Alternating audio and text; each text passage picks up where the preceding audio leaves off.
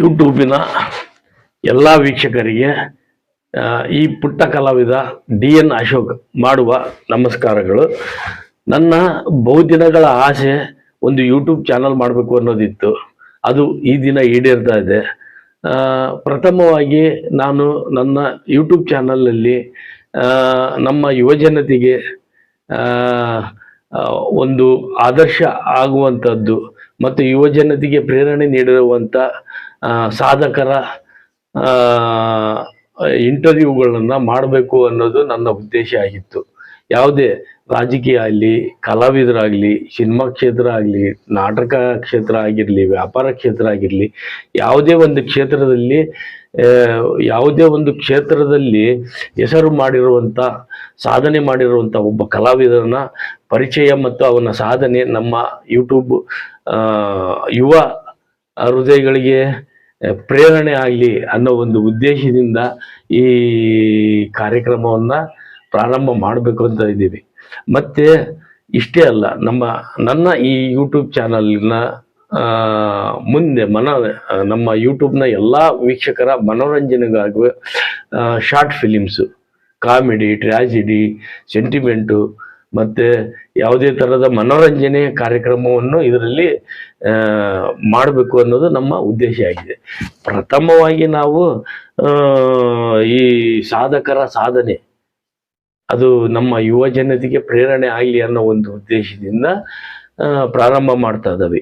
ಅದರಲ್ಲೂ ನಮ್ಮ ಕರ್ನಾಟಕದ ಯಾವ ಭಾಗ ತಗೊಳ್ಳೋಣ ಅಂತ ಬಂದಾಗ ನಾವು ಉತ್ತರ ಕರ್ನಾಟಕ, ನಮ್ಮ ಕರ್ನಾಟಕದ ಮತ್ತು ನಮ್ಮ ಕನ್ನಡದ ಹೃದಯ ಭಾಗ ಅದು. ಮತ್ತು ನಮ್ಮ ಕನ್ನಡ ಅಥವಾ ನಮ್ಮ ಕರ್ನಾಟಕ ಬೇರು ಇರದೆ ಈ ಉತ್ತರ ಕರ್ನಾಟಕದಲ್ಲಿ ಅಲ್ಲಿಯ ಕಲಾವಿದರ ಒಂದು ಸಾಧನೆ ಮಾಡಿರೋರು ಇದ್ದಾರೆ, ಸಾಧನೆ ಮಾಡಿ ಹೆಸರು ಬರೆದಿರೋರು ಇದ್ದಾರೆ, ಅದರಲ್ಲಿ ಸೋತಿರೋರು ಇದ್ದಾರೆ, ಗೆದ್ದಿರೋರು ಇದ್ದಾರೆ. ಅದರಲ್ಲಿ ಒಬ್ಬರನ್ನ ಆಯ್ಕೆ ಮಾಡಿಕೊಂಡು ನಾನು ಇವತ್ತು ಒಂದು ಪ್ರಥಮವಾಗಿ ಪ್ರಾರಂಭ ಮಾಡುವಾಗ ನನಗೆ ಉತ್ತರ ಕರ್ನಾಟಕ ಗಂಡು ಮೆಟ್ಟಿನ ನಾಡು ಇದರಲ್ಲಿ ಕಂಡು ಬಂದಿದ್ದು. ನಮಗೆ ಉತ್ತರ ಕರ್ನಾಟಕ ಅಂದ್ರೆ ಏನಪ್ಪಾ ಅಂದ್ರೆ ಫಸ್ಟು ವೃತ್ತಿ ರಂಗಭೂಮಿ ಬರುತ್ತೆ, ಗಂಡು ಭೂಮಿ ಅದು. ನಮ್ಮ ಉತ್ತರ ಕರ್ನಾಟಕದಲ್ಲಿ ವೃತ್ತಿ ರಂಗಭೂಮಿ ಒಂದು ಗಂಡು ಭೂಮಿ. ಅದರಲ್ಲಿ ಏಣಿಗೆ ಬಾಳಪ್ಪನವರು, ಅಂದಿಗನೂರು ಸಿದ್ದರಾಮಪ್ಪನವರು, ಗುಡಿಗೇರಿ ಬಸವರಾಜ್ ಅವರು ಮತ್ತು ರಾಜು ತಾಳಿಕೋಟೆ ಈ ಥರದ ಮಹಾನ್ ಕಲಾವಿದರು ಮತ್ತು ಈ ಥರದ್ದು ನೂರಾರು ಕಲಾವಿದರು ಅದನ್ನು ಹಾಳಿ ಅವರ ಚಾಪು ಒತ್ತಿ ಹೋಗಿದ್ದಾರೆ. ಅದೇ ನಿಟ್ಟಿನಲ್ಲಿ ಅಷ್ಟೇ ಸಾಧನೆ ಮಾಡಿ ಸಹಿತ ಅವರ ಮಟ್ಟದ ಒಂದು ಹೆಸರು ಮಾಡದೇ ಇದ್ರೂ ಅವರ ಒಂದು ಸಾಧನೆ ಯಾವುದಕ್ಕೂ ಕಡಿಮೆ ಇಲ್ಲ ಅನ್ನೋ ಒಬ್ಬ ವ್ಯಕ್ತಿ ಅಂದರೆ ಅದು ಅಶೋಕ್ ವಜ್ರಮುಟ್ಟಿ ಅವರು ನನ್ನ ಕಣ್ಣಿಗೆ ಬಿದ್ದರು. ಅವರ ಜೀವನ ಕಥೆಯನ್ನು ಕೇಳಿದಾಗ ನನಗೆ ಅವ್ರನ್ನ ನಮ್ಮ ಯೂಟ್ಯೂಬ್ನ ವೀಕ್ಷಕರ, ಅದರಲ್ಲೂ ಯುವ ಜನತೆಗೆ ಅವರ ಸಾಧನೆಯನ್ನು ತೋರಿಸ್ಬೇಕು ಅನ್ನೋ ಆಸೆ ಬಂತು. ನಾವು ಅವ್ರನ್ನ ಕೇಳ್ಕೊಂಡಾಗ ಅವರು ಸಹ ಸಂತೋಷದಿಂದ ಒಪ್ಪಿ ಈ ಕಾರ್ಯಕ್ರಮಕ್ಕೆ ಬಂದಿದ್ದಾರೆ. ಮತ್ತು ಅವ್ರನ್ನ ಈ ಕಾರ್ಯಕ್ರಮದಲ್ಲಿ ಅವರ ಸಾಧನೆ ಮತ್ತು ಏಳು ಬೀಳುಗಳು, ಅವರ ನೋವುಗಳು, ಅವರ ನಲಿವುಗಳು ಏನೇ ಇದ್ರೂ ಅವ್ರ ಬಾಯಿಂದನೇ ನಾವು ಕೇಳೋಣ. ನಮಸ್ಕಾರ, ನಮ್ಮ ಚಾನಲ್ಗೆ ಸ್ವಾಗತ. ಈಗ ನೀವು ನಿಮ್ಮ ಫ್ಯಾಮಿಲಿ ಬ್ಯಾಕ್ಗ್ರೌಂಡು, ನಿಮ್ಮ ತಂದೆ ತಾಯಿ ಮತ್ತು ನಿಮ್ಮ ಫ್ಯಾಮಿಲಿ ಬಗ್ಗೆ ಹೇಳಿ ಸರ್. ನನ್ನ ಒಂದು ಕುಟುಂಬದ ಬಗ್ಗೆ ಹೇಳ್ಬೇಕಪ್ಪ ಅಂತಂದ್ರೆ, ನಮ್ಮ ತಂದೆ ಶಾಲಾ ಶಿಕ್ಷಕರು, ಪ್ರೈಮರಿ ಶಾಲಾ ಶಿಕ್ಷಕರು. ನಮ್ಮ ತಾಯಿ ಅಂತೂ ಮನೆ ಕೆಲಸ. ನಾವು ಒಟ್ಟಾರೆ 3 ಜನ ಅಣ್ಣ ತಮ್ಮಂದರು. ಅದರಲ್ಲಿ ನಾನೇ ಚಿಕ್ಕವನು. ಮಧ್ಯದವರು ಬಾಂಬೆದಲ್ಲಿ ಟೆಲಿಕಾಂ ಇಲಾಖೆಯಲ್ಲಿ ಕೆಲಸ ಮಾಡ್ತಿದ್ರು. ದೊಡ್ಡವರು ಒಕ್ಕಲ್ತನ ಊರಲ್ಲಿ. ನೀವು ಹುಟ್ಟಿದ್ದು ಜಾಗ ಸರ್? ಈಗ ಬಾಗಲಕೋಟೆ ಜಿಲ್ಲೆ ಆಗಿದೆ. ಅವಾಗ ಬಿಜಾಪುರ ಜಿಲ್ಲೆ ಇತ್ತು. ಬಿಜಾಪುರ ಜಿಲ್ಲೆ ಬೀಳಗಿ ತಾಲೂಕು ಕೊಪ್ಪ ಎಸ್ಕೆ. ಈಗಿನ ಇದನ್ನ ಮಾಡಿದ್ರೆ ಬಾಗಲಕೋಟೆ ಜಿಲ್ಲೆ ಬೀಳಗಿ ತಾಲೂಕು ಕೊಪ್ಪ ಎಸ್ಕೆ. ಸರ್ ಈಗ ನಿಮ್ ತಂದೆ ಶಾಲಾ ಶಿಕ್ಷಕರು ಅಂತ ಹೇಳಿದ್ರು, ಹಾ ಸರಿ. ಆಮೇಲೆ ನೀವು ಮೂರನೇ ಮಗ ಅಂದ್ರೆ ಸಣ್ಣ ಮಗ ಅಂದ್ರೆ ತಾಯಿ ತಂದೆ ಪ್ರೀತಿ ಮಗನ ಇರ್ತಾನ. ಹೌದು.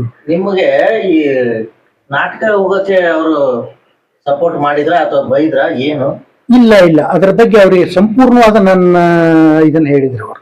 ಯಾಕಂದ್ರೆ ನಮ್ಮ ಉತ್ತರ ಕರ್ನಾಟಕ ಕಡೆ ಸ್ವಲ್ಪ ನಾಟಕ ಅಂದ್ರೆ ಇದು ಮಾಡ್ತಾರೆ, ದೊಡ್ಡ ದೊಡ್ಡ ಮನ್ಸಂದವ್ರು ಎಲ್ಲ. ಕರೆಕ್ಟ್.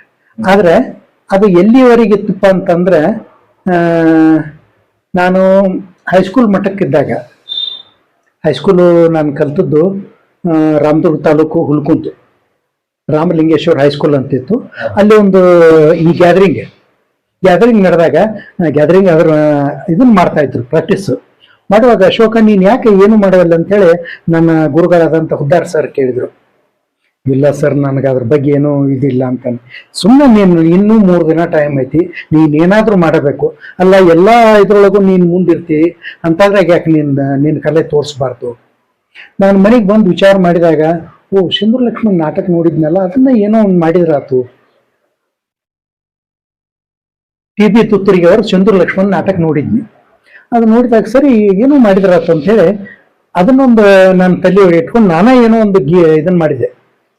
ಮಾಡಿ ಒಂದು 7 ನಿಮಿಷದ ಸ್ಕಿಟ್ ಮಾಡ್ಕೊಂಡು ಅದನ್ನು ಗುರುಗಳ ಮುಂದೆ ನಾನು ಪ್ರಸ್ತಾಪ ಮಾಡಿದಾಗ, ಎಲ್ಲ ಹುಡುಗರ ಮುಂದೆ ಮಾಡಲಿಲ್ಲ ನಾನು, ನನಗೆ ಯಾಕೋ ಅಸಹ್ಯ ಆಕೈತೆ ಅಂತೇಳಿ ಗುರುಗಳ ಮುಂದೆ ಮಾಡಿದಾಗ ಗುರುಗಳು ಅಂದ್ರೆ, ಈ ಎಲ್ಲ ನಮ್ಮ ಕಾರ್ಯಕ್ರಮಕ್ಕಿಂತ ನೀನು ಸೂಪರ್ ಆಗೈತಿ, ನೀ ಇದನ್ನ ಮಾಡಬೇಕು, ನೀ ಎಲ್ಲ ವಿತ್ ಕಾಸ್ಟ್ಯೂಮ್ ಹಾಕೊಂಡು ಮಾಡ್ಬೇಕು, ಎಲ್ಲ ನೀನು ಡ್ರೆಸ್ ಹಾಕೊಂಡು ಮಾಡ್ಬೇಕು ಅಂದ್ರು. ನನಗೇನು ಅದ್ರ ಬಗ್ಗೆ ಗೊತ್ತಿಲ್ಲ, ಆದರೂ ಏನೋ ಹುಚ್ಚು ಧೈರ್ಯದಿಂದ ಮಾಡಿದೆ. ಆವಾಗ ಮಾಡಿದಾಗ ನನ್ಗೆ ಎಲ್ಲರ ಕಡೆಯಿಂದ ಪ್ರಶಂಸೆ ಸಿಕ್ತು. ಮುಂದೆ ನಮ್ಮ ತಂದೆಯವರು ಅಲ್ಲಿ ಬಂದಾಗ ನಮ್ಮ ಗುರುಗಳು ಸಹಿತ ಹೇಳಿದ್ರು, ಏನ್ರಿ ಅಶೋಕನಲ್ಲಿ ಎಂತ ಅದ್ಭುತ ಕಲೆ ಐತಿ, ನಮ್ಗೆ ಗೊತ್ತಾಗ್ಲಿಲ್ಲ ಎಷ್ಟು ದಿನ ಅಂದಾಗ ನಮ್ಮ ತಂದೆಯವ್ರಿಗೂ ಒಂದು ಖುಷಿ. ಅವರು ಮಾಸ್ಟ್ರು, ಇವರು ಈಗೂ ಮಾಸ್ಟ್ರು, ಒಂದೊಂದು ಹೊಂದಾಣಿಕೆಯಿಂದ ಕೇಳಿದಾಗ ನಮ್ಮ ತಂದೆಯವ್ರಿಗೆ ಬಹಳ ಖುಷಿ ಆಯ್ತು. ಏನು ತಂದೆಯವರು ಅದೇ ಶಾಲೆಯಲ್ಲಿ ಇಲ್ಲ ಇಲ್ಲ ಶಿಕ್ಷಕರ ಎಲ್ಲಿ ಬೇರೆ ಪ್ರೈಮರಿ ಅವರು. ಸೊ ಮುಂದೆ ಏನಾಯ್ತು ಅಂತಂದ್ರೆ 81ರವರೆಗೆ ಏನೋ ಚಾರು ಹಂಗೆ ಸುಮ್ಮನೆ ಗೆಳೆಯರೊಳಗೆ ತಮಾಷೆ ಮಾಡೋದು, ಈ ತರ ನನಗೆ ಯಾವುದೂ ದೊಡ್ಡ ವೇದಿಕೆ ಸಿಗ್ಲಿಲ್ಲ. 81ರಲ್ಲಿ ಒಂದು ಘಟನೆ ಆಯ್ತು. ಈ ನಮ್ಮ ರಾಜ್ಯ ಸರ್ಕಾರ ಅವಾಗ ಯುವಜನ ಮೇಳ ಅಂತ ಪ್ರಾರಂಭ ಮಾಡ್ತೀವಿ. ಯುವಜನ ಮೇಳಪ್ಪ ಅಂತಂದ್ರೆ ಅದರ ಒಟ್ಟಾರೆ ಉದ್ದೇಶ ಏನಂದ್ರೆ, ಹಳ್ಳಿ ಒಳಗಿರೋಂಥ ಕಲೆಗಳು, ಈ ಶೋಭನ್ ಪದ ಇರ್ಬೋದು, ಅಂತಿ ಪದ ಇರ್ಬೋದು, ಜಾನಪದ, ಬೀಸುಕಲ್ಲಿನ ಪದ ಇತ್ಯಾದಿ ಯಾವುದೇ ಇರಲಿ, ಹಳ್ಳಿಯೊಳಗೆ ಹುಟ್ಟಿದಂಥ ಕಲೆಗಳನ್ನ ನೀವು ವೇದಿಕೆ ಮೇಲೆ ತರಬೇಕು ಅನ್ನೋ ಒಂದು ಕಾರ್ಯಕ್ರಮ ಬಂತು. ಅವಾಗ ನಮ್ಮೂರಲ್ಲಿ ಆ ತಾಲೂಕಾ ಮಟ್ಟದ ಯುವಜನ ಮೇಳ ನಡೀತಿ. ನಡೆದಾಗ ನಾನು ಪಾತ್ರ ಮಾಡಿದ್ದೆ, ಇದೇ ಸಿಂಧೂರ ಲಕ್ಷ್ಮಣ ಏಕಪಾತ್ರವನ್ನು ಮಾಡಿದ್ರೆ ಅಲ್ಲಿ ನನಗೆ 3ನೇ ಬಹುಮಾನ ಸಹಿತ ಸಿಗ್ಲಿಲ್ಲ. ಬಹಳ ನಿರಾಶೆ ಆಯ್ತು. ಯಾಕಪ್ಪ, ನನ್ಗ ಎಲ್ಲರೂ ಅಷ್ಟು ಪ್ರಶಂಸೆ ಮಾಡಿದ್ರು, ಇಲ್ಲಿ ಏನ್ ನನಗೆ ಅಡವಟ್ಟಾಯ್ತು ಅಂತ ನಾನು ಏನ್ ಮಾಡ್ತಿದ್ನೆ ಅಂತಾರೆ ಅಂದ್ರೆ, ಇದನ್ನ ಬಿಡಬಾರ್ದು, ಇದು ಮುಂದಿನ ಸಾರಿ ಆದ್ರೂ ಕಂಟಿನ್ಯೂ ಆಗತ್ತೆ ತಾಲೂಕಾ ಮಟ್ಟದ, ಅದಕ್ಕೆ ಬಿಡಬಾರ್ದು ಅಂತೇಳಿ ನಮ್ಮ ಮನೆ ಒಳಗೊಂದು ನಮ್ಮಲ್ಲಿ ಮೇಲಾಟ ಅಂತೀವಲ್ಲ, ಅಂತಸ್ತಿನ ಮನೆ, ಅಲ್ಲಿ ಒಂದು ದೊಡ್ಡ ಮಿರರ್ ಇತ್ತು, ಕನ್ನಡಿ ಮುಂದೆ ನಿಂತು ನಾನು ದಿನ ಏಕಪಾತ್ರ ಮಾಡ್ತಿದ್ವಿ. ಅದನ್ನ ನಮ್ಮ ಅಮ್ಮ ಅಂದ್ರೆ ತಾಯಿ ಬಂದಿದ್ಲು. ನನ್ನ ಸಣ್ಣ ಮಗ ಒಬ್ಬ ತಾನಕ್ ತಾನ ಮಾತಾಡ್ತಾನ, ಅವನಿಗೇನೋ ಆಗೈತಿ ಅಂತ ಆಯ್ತು ತಿಳ್ಕೊಂಡೆ. ನಮ್ಮ ಮನೆಗೆ ಒಬ್ಬ ಭಿಕ್ಷಕ ಹಿಟ್ಟು ತರ್ಲಿಕ್ಕೆ ಒಬ್ಬ ಸ್ವಾಮಿ ಬರ್ತಿದ್ದ, ವೀರಭದ್ರಯ್ಯ ಹಲಗ್ಲಿ ಮಠ ಅಂತಿತ್ತು ಹಲಗ್ಲಿ. ಅವ್ ಬಂದಾಗ ನನ್ಗೆ ಗೊತ್ತಿರ್ಲಾರ್ದಂಗ ಅವನ್ ಕೇಳ್ಯಾರ, ಏನಂತ, ಇಲ್ರಿ ನನ್ನ ಸಣ್ಣ ಮೊಮ್ಮಗ ಒಬ್ಬ ತಾನ ಮಾತಾಡ್ತಾನೆ, ನಾಲ್ ಹಾದಿಲ್ಲ ಮಾತಾಡಕತ್ತಾನ, ಏನಾಗಿರ್ಬೇಕು. ಅವಾಗ ಆ ಸ್ವಾಮಿ ಯಾತಕ್ ಮೆಕ್ಕಿದ್ದ ಅಂದ್ರೆ ಅವ ಒಬ್ಬ ಪಾರಿಜಾತ ಕಲಾವಿದ. ಅವಾಗ ಅವನ್ ಗೊತ್ತಿತ್ತು ಅಶೋಕ್ ಇದನ್ನ ಮಾಡ್ಯಾನ ಅಂತ ಗೊತ್ತಿತ್ತು. ಆಯ್ತಾಡ್ರಿ, ಅವಗೊಂದು ಚೀಟಿ ಮಾಡಿ ಕೊಟ್ಟುನು, ಚೀಟಿ ಅಂದ್ರೆ ಎಂತ ನೀವು ತಾಯ್ತಾ ಮಾಡಿ ಕಟ್ಟುನು ಅಂತಂದ್ರು. ಅಂದ ಮರ್ದನ ಬಂದಾಗ ನಮ್ಮಮ್ಮ ಎಷ್ಟೋ ರೊಕ್ಕ ಕೊಟ್ಲು. ಅವ ಒಂದು ಏನೋ ದಾರ ಕೊಟ್ಟ. ಆ ದಾರ ತಮ್ಮ ನೀ ಕಟ್ಕೋಬೇಕು, ನಿನಗ ಅದು ಸಾಲಿ ಒಳಗೆ ಅನುಕೂಲ ಆಕೈತಿ ನಿನಗ ಅಂತೇಳಿ ನಮ್ಮ ಅಮ್ಮ ಏನೋ ಒಂದು ದಾರ ಕಟ್ಟಿದಾಗ ಆ ಸ್ವಾಮಿ ನನ್ಗೊಂದು ಕಿವಿ ಮಾತು ಹೇಳಿದ, ನಿನಗೇನಾದ್ರೂ ಇದನ್ನ ಪಾತ್ರ ಇಲ್ಲಿ ಮಾಡ್ಬೇಕನ್ಸಿದ್ ಇಲ್ಲಿ ಮಾಡ್ಬೇಡ, ನಮ್ಮ ಮನೆಗ್ ಬಂದ್ಬಿಡು ಅಂದ. ರಿಹರ್ಸಲ್ ಮಾಡ್ಬೇಕಾದ್ರೆ ಇಲ್ಲಿ ಮಾಡಬೇಡ, ನಿಮ್ಮ ಅಮ್ಮಗೆ ಒಂದು ಇದು ಐತಿ ಇದು ವಿಚಾರ, ಅದಕ್ಕೆ ಮನೆಗೆ ಬಾ ಅಂದ್ರೆ ಅಲ್ಲಿ ಹೋಗಿ ಮಾಡ್ತಿದ್ವಿ. ಆ ಮನೆಗೆ ಹೋಗಿ ರಿಹರ್ಸಲ್ ಮಾಡಿದೆ. ಮಾಡಿ ಮುಂದೆ ನಿಮಗೆ ಗೊತ್ತಿರ್ಬೇಕು ಕೊರತಿ ಕೊಲ್ಲಾರ, ಆ ಕೊಲ್ಲಾರ ಮೊಸರು ಅಂತ ಫೇಮಸ್, ನಿಮ್ಗೆ ಗೊತ್ತು. ಆ ಕೊರತಿ ಒಳಗ ಯುವಜನ ಮೇಳ, 2ನೇ ಯುವಜನ ಮೇಳ ನಡೀತು. ಅವಾಗ ನಾನು ಹೋದಾಗ ಯುವಜನ ಮೇಳದಲ್ಲಿ ಸಿನ್ನೂರು ಲಕ್ಷ್ಮಣ ಏಕಪಾತ್ರ ಮಾಡಿದಾಗ ಅದರಂತ ಹೈಲೈಟ್ ಯಾವುದೂ ಆಗಲಿಲ್ಲ. ಅದೊಂದು ಅಲ್ಲ, ಅಲ್ಲಿ ಎಷ್ಟು ವೈಯಕ್ತಿಕ ಬಹುಮಾನಗಳಿದ್ದಲ್ಲ ನಾನು ಅದರಲ್ಲಿ ಒಂದಿಷ್ಟು ಬಾಚ್ಕೊಂಡು ಬಂದೆ. ನಾನು ಅದೊಂದು ಕೀರ್ತಿ ನನಗೆ. ಆಲ್ಮೋಸ್ಟ್ ಅಲ್ಲ ಪ್ರಶಸ್ತಿಗಳು ನಿಮ್ಗೋಸ್ಕರ ಇಟ್ಟಂಗೆ ಆಗಿತ್ತು ಅನ್ಸುತ್ತೆ. 100%. ಅವಾಗ ಎಲ್ಲರೂ ಖುಷಿ ಪಟ್ರಿ. ಏನ್ರಿ ನೀವು ಎಲ್ಲದ್ರಿಗೂ ಸಹ ಇದು ಭಾವಗೀತೆ ಹಾಡ್ತೀರಾ, ಸರಿ ಅದು ಓಕೆ ಐತಿ. ಆಮೇಲೆ ಸಿನ್ನೂರು ಲಕ್ಷ್ಮಣ ಏಕಪಾತ್ರ ಮಾಡಿದ್ರೆ ಅದು ನಾಟಕದಲ್ಲಿ